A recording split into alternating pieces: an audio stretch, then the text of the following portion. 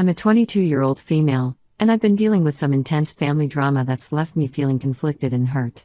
My mom, Lisa, 45F, has always been a complicated figure in my life. She and my dad, Tom, 47M, divorced when I was just 8 years old. It was a messy split, with lots of arguing and tension that I didn't fully understand at the time. Growing up, I always felt caught in the middle of my parents' conflicts. Even before the divorce, I have memories of them fighting late into the night, their raised voices carrying through the thin walls of our small house. My dad worked long hours as a construction manager, often coming home tired and irritable. My mom, who was a stay-at-home parent at the time, would complain about feeling isolated and unappreciated. I remember one particular night when I was about 6 years old. I had woken up to use the bathroom and overheard my parents in a heated argument. My mom was crying, accusing my dad of not caring about her or our family. My dad's voice was low and angry, saying something about financial stress and feeling suffocated. I sat at the top of the stairs, clutching my stuffed rabbit, too scared to go back to my room. That image of my parents as adversaries rather than a united front stuck with me for years. After the divorce, I lived primarily with my mom. She did her best to provide for me, going back to school to become a nurse and working long hours to keep us afloat financially. But emotionally, things were often strained between us. Lisa had a tendency to be moody and unpredictable. Some days she'd be loving and attentive, other days she'd snap at me over small things or give me the silent treatment. As a kid, I never knew which version of my mom I'd be dealing with on any given day. I remember one time when I was about 10, I had a big school project due. I needed poster board and some other supplies, but I was afraid to ask my mom for money because she had been in a bad mood all week. When I finally worked up the courage to ask, she exploded, yelling about how I always waited until the last minute and how she couldn't afford to keep buying things for my stupid projects. I ended up using an old cardboard box and some markers we had around the house. My project looked terrible compared to my classmates, and I was embarrassed to present it. That incident really stuck with me, making me hesitant to ask for help or express my needs. My relationship with my dad remained positive, even though I only saw him every other weekend. Tom was always patient and kind with me, making our limited time together special. He'd take me to the park, help with my homework, or just sit and talk with me about my life. I looked forward to those weekends as an escape from the tension at home with Mom. One of my favorite memories with my dad was from when I was about 12. He took me camping for the first time. We spent the whole weekend hiking, fishing, and sitting around the campfire. It was during that trip that I really opened up to him about how hard things were at home with Mom. He listened without judgment, offering comfort and advice. That weekend was a turning point in our relationship, cementing my dad as a source of stability in my often chaotic life. As I got older, the issues with my mom intensified. When I was around 14, Lisa started dating again. She went through a string of boyfriends, some of whom made me uncomfortable. There was one guy, Steve, who would make inappropriate comments about my appearance or try to walk in on me changing. When I told my mom about it, she accused me of being dramatic and trying to sabotage her happiness. That incident created a huge rift between us. I remember feeling so betrayed and alone during that time. I started spending more time at friends' houses, avoiding being home as much as possible. I threw myself into schoolwork and extracurricular activities, anything to keep busy and out of the house. My grades improved, but my relationship with my mom deteriorated further. Throughout high school, Lisa and I fought constantly. She'd criticize my friends, my clothes, my grades, nothing I did was ever good enough. Meanwhile, she was out partying most weekends, often coming home drunk and berating me for being boring and prudish because I focused on my studies instead of going out. There were times I seriously considered asking to live with my dad full-time, but I worried about abandoning my mom when she clearly had issues. I recall one particularly bad fight during my junior year.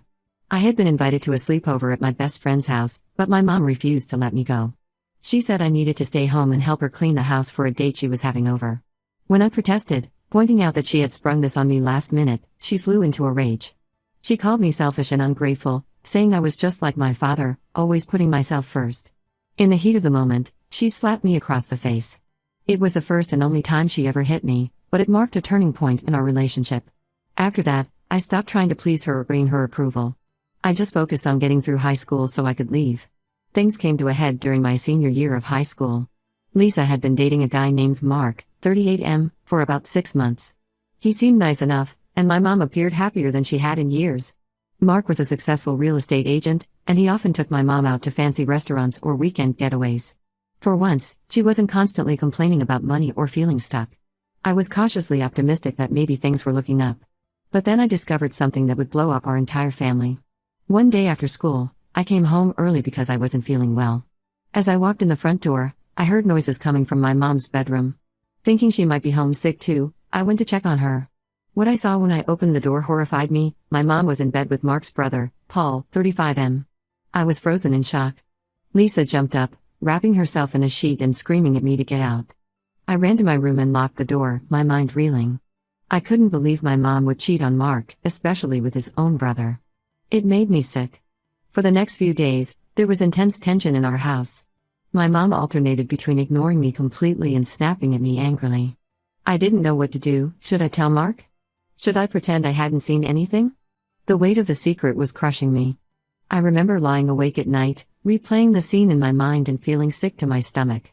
I thought about all the times my mom had accused my dad of cheating during their marriage, which, as far as I knew, he never had. The hypocrisy was staggering. I also couldn't help but think about Mark, who had always been kind to me and seemed to genuinely care for my mom. The thought of him being betrayed like this made me angry on his behalf. Finally, about a week after the incident, I broke down and called my dad. I told him everything, sobbing as I recounted what I'd seen. Tom was furious on my behalf. He said I shouldn't have to carry this burden and that Mark deserved to know the truth. With my dad's encouragement, I decided to tell Mark what had happened. The fallout was explosive. I called Mark and asked to meet him in person. When I told him what I'd witnessed, he was devastated. He confronted my mom, who initially tried to deny everything. But when Mark said he was going to ask Paul directly, Lisa finally admitted to the affair. Mark broke up with her on the spot. My mom was livid. She screamed at me, calling me a traitor and saying I'd ruined her life. She told me to get out and never come back. Through my tears, I packed a bag and went to stay with my dad.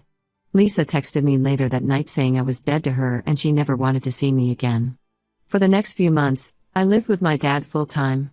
He was incredibly supportive, helping me work through my hurt and anger in the aftermath of everything. I finished out my senior year and was accepted to a college about 2 hours away. As difficult as things had been, I was looking forward to a fresh start. The day I left for college, my mom showed up at my dad's house unexpectedly. She begged me not to go, saying she was sorry and that she needed me. But after everything that had happened, I couldn't bring myself to forgive her so easily. I told her I needed space and left for school with a heavy heart. That was 4 years ago. In that time, I've had minimal contact with my mom. She's reached out periodically, usually when she's going through a rough patch and wants support. But I've maintained firm boundaries, not letting myself get sucked back into her drama. College has been a time of healing and growth for me. I've made wonderful friends, excelled in my studies, and even started seeing a therapist to work through some of my family issues. I've also grown closer to my dad, who has become a rock of support in my life. Recently, though, things have shifted. My mom has been persistently trying to reconnect, saying she's changed and wants to make amends. She's been sending long emails and leaving tearful voicemails. Part of me wants to believe her, to have my mom back in my life. But I'm scared of getting hurt again. I don't know if I can ever fully trust her after everything that's happened. So that's where things stand now. I'm torn between protecting myself and potentially giving my mom another chance. Am I wrong for being hesitant to let her back in? Should I try to forgive and move forward? Or maintain the distance I've established? I could really use some outside perspective on this complicated situation. Update 1: It's been about a month since my original post, and a lot has happened. I want to thank everyone who took the time to offer advice and share their own experiences. Your insights really helped me gain some clarity on the situation with my mom. After much consideration, I decided to meet up with my mom in person. We agreed to have lunch at a neutral location, a small cafe in my college town. I was incredibly nervous leading up to it, unsure of what to expect. The days leading up to our meeting were filled with anxiety. I found myself constantly replaying memories from my childhood, both good and bad. I remembered the rare good times, like when my mom took a day off work to nurse me through a bad case of the flu, or when she stayed up all night helping me finish a school project I had procrastinated on. But I also couldn't forget the countless disappointments and hurtful moments that had characterized so much of our relationship. The night before our meetup, I barely slept. I tossed and turned, imagining all the possible ways the conversation could go. Part of me was hopeful that this could be a turning point, a chance to rebuild our relationship on healthier terms. But another part of me was terrified of being hurt again, of letting my guard down only to have my mom revert to her old patterns of behavior. When I saw my mom, Lisa, I was struck by how much older she looked. The past 4 years had clearly taken a toll on her. Her hair, which she had always meticulously dyed and styled, was showing streaks of gray. There were new lines around her eyes and mouth, and she seemed to have lost weight. She broke down crying almost immediately, telling me how sorry she was for everything and how much she had missed me. It was uncomfortable and emotionally draining, to say the least.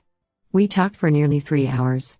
Lisa told me she had been in therapy for the past year, working on her issues with relationships and impulsivity. She said she realized how toxic her behavior had been and how unfairly she had treated me growing up. She also revealed that she had been diagnosed with bipolar disorder, which explained some of her erratic moods and poor decision-making. As she spoke, I found myself remembering specific incidents from my childhood that suddenly made more sense in light of this diagnosis. The times when she would stay up for days, manically cleaning the house or starting new projects. The periods of deep depression when she would barely get out of bed. The impulsive decisions, like the time she spent our rent money on a shopping spree or when she quit her job without having another one lined up. Lisa went on to explain that she had been on medication for her bipolar disorder for about 6 months now, and it had made a significant difference in stabilizing her moods. She talked about the coping mechanisms she had learned in therapy and how she was working on taking responsibility for her actions instead of blaming others. While part of me wanted to believe her, I couldn't shake my skepticism. I've seen my mom go through phases of claiming to change before, only to revert to her old ways. I told her honestly that while I appreciated her apology, I wasn't ready to jump back into a close relationship. I suggested we take things very slowly, maybe starting with occasional phone calls or meetups. Lisa seemed disappointed but said she understood. She gave me a letter she had written, asking me to read it when I felt ready. I haven't opened it yet, I'm still processing everything from our meeting. After lunch, I called my dad to fill him in. Tom was supportive of my decision to meet Lisa but cautioned me to be careful. He reminded me that I don't owe my mom anything and that it's okay to prioritize my own well-being. My dad shared that he had suspected Lisa might have had bipolar disorder during their marriage, but she had always refused to seek help. He expressed hope that she was genuinely getting treatment now, but also warned me not to get my hopes up too high. In the weeks since our meetup, Lisa has respected my boundaries for the most part. She texts occasionally but doesn't push when I take a while to respond. It's a delicate balance. I'm trying to be open to the possibility of reconciliation while also protecting myself emotionally. One unexpected development is that this situation has brought me closer to my half-sister, Amy, 15F. She's Lisa's daughter from a brief relationship a few years after her divorce from my dad. Amy and I were never super close growing up due to the age gap, but she reached out to me recently. Apparently, Lisa has been leaning on Amy pretty heavily, putting her in an uncomfortable position. Amy confided that she feels trapped between wanting to support our mom and feeling overwhelmed by her neediness. She told me about instances where Lisa would call her in the middle of the night, crying and asking Amy to come over. Or times when Lisa would forget to pick Amy up from school because she was in a depressive episode. Hearing Amy's experiences brought up a lot of memories for me. I remembered feeling similarly trapped and overwhelmed when I was her age, constantly walking on eggshells around my mom's moods. I've been trying to be there for Amy as much as I can, offering a listening ear and advice when asked. I've also encouraged her to talk to a school counselor or therapist if she feels comfortable doing so. This situation with Amy has made me reflect on my own role as an older sister. When Amy was born, I was already dealing with so much tension at home that I never really bonded with her. Now, I'm realizing that she might need my support more than ever. We've started having regular video chats, and I'm trying to be the supportive big sister I wish I'd had at her age. So that's where things stand currently. I'm cautiously optimistic but still very wary. My plan is to continue taking things slowly with Lisa, maintaining firm boundaries and seeing if her changed behavior is sustained over time. I'm also focusing on strengthening my relationship with Amy and being a source of stability for her. I'm still grappling with a lot of conflicting emotions: hope, fear, resentment, longing. Part of me wants to believe that my mom has truly changed and that we could have the relationship I've always wanted. But another part of me is afraid of being disappointed again, of opening myself up only to be hurt. For now, I'm taking it one day at a time. I'm continuing with my own therapy, which has been incredibly helpful in processing all of this. I'm also leaning on my support system, my dad, my friends, and now Amy. I'll update again if there are any major developments. Thanks again to everyone who has offered support and advice through this complicated situation. Your words have meant more than you know. Update 2. It's been about 3 months since my last update, and unfortunately, things have taken a turn for the worse. I wanted to share what's been going on and get some advice on how to proceed. For a while, things were going relatively smoothly with my mom, Lisa. We were having semi-regular phone calls and had even met up for coffee a couple of times. She seemed to be respecting my boundaries and working on herself. I started to feel cautiously optimistic about rebuilding our relationship. During this time, Lisa shared more about her bipolar disorder diagnosis and treatment. She talked about the medication she was on and how it was helping stabilize her moods. She also told me about the cognitive behavioral therapy techniques she was learning to manage her emotions better.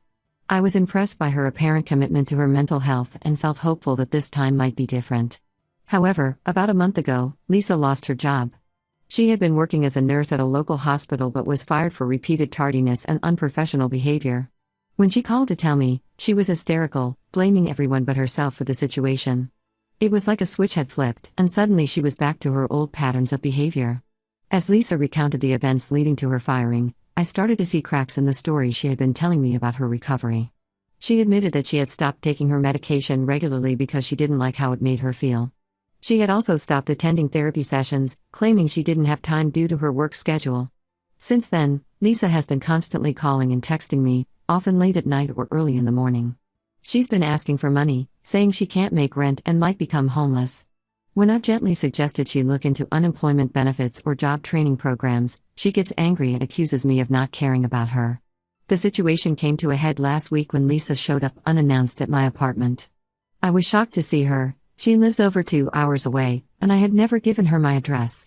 Apparently, she had guilted my sister Amy into telling her where I lived. Lisa was clearly drunk when she arrived. She started screaming at me in the hallway, saying I was a terrible daughter for abandoning her in her time of need. My neighbors came out to see what the commotion was about, and I was mortified. I finally managed to calm Lisa down enough to get her inside, where she promptly passed out on my couch. The next morning, Lisa acted like nothing had happened. She tried to make small talk over coffee as if she hadn't just shown up drunk and caused a scene. When I tried to address the incident, she brushed it off and changed the subject.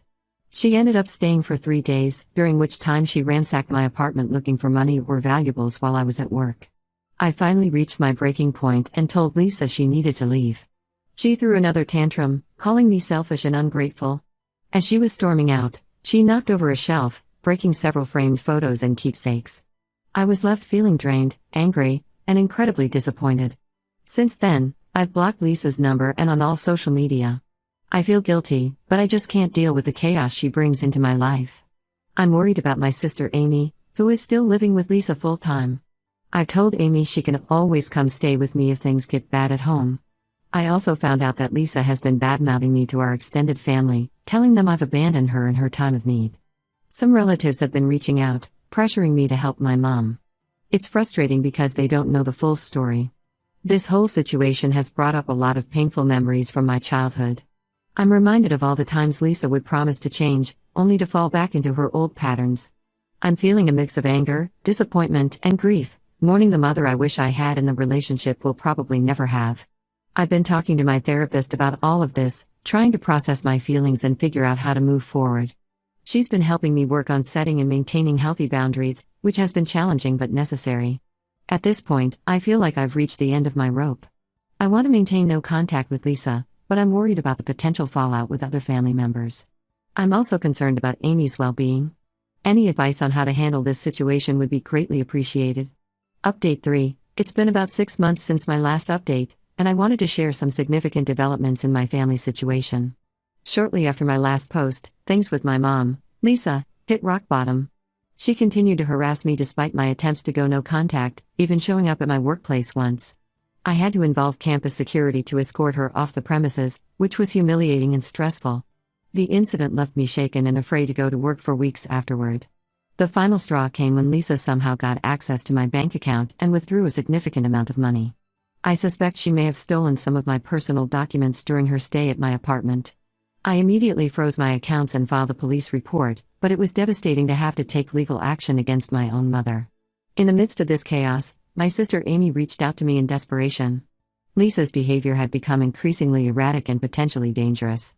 Amy confided that Lisa had been drinking heavily and bringing strange men home. She didn't feel safe in the house anymore. Amy described nights where she would barricade herself in her room, terrified of the shouting and crashing sounds coming from downstairs. After a lot of discussion with my dad and consultation with a family lawyer, we decided to petition for emergency custody of Amy. It was a difficult and emotional process, but ultimately successful. The court hearing was one of the most stressful experiences of my life. Lisa showed up drunk and caused a scene, which ironically probably helped our case. Amy has been living with my dad for the past 4 months, and the change in her demeanor is remarkable. She's doing better in school and seems much happier overall. As for Lisa, she didn't take the loss of custody well. She's been in and out of rehab, but doesn't seem committed to making real changes. The last I heard, she had moved in with a new boyfriend and was talking about relocating to another state. Part of me hopes she does move away, as it might finally give us all some peace. On a more positive note, this ordeal has brought me much closer to my dad and Amy. We formed a tight-knit support system, and I'm grateful for their presence in my life. I've been spending more weekends at my dad's house, helping Amy adjust to her new living situation and just enjoying family time. It's bittersweet. I'm happy we're all closer now, but sad about the circumstances that brought us together. I've maintained my no-contact stance with Lisa, which hasn't been easy but feels necessary for my mental health. Some family members still don't understand and continue to pressure me to reconcile, but I'm standing firm in my decision. I've had to distance myself from a few particularly pushy relatives, which has been painful but ultimately for the best. Looking back on everything that's happened over the past year, I feel a mix of sadness, anger, and relief. While I mourn the relationship I wish I could have had with my mom, I'm also proud of myself for setting boundaries and prioritizing my well-being.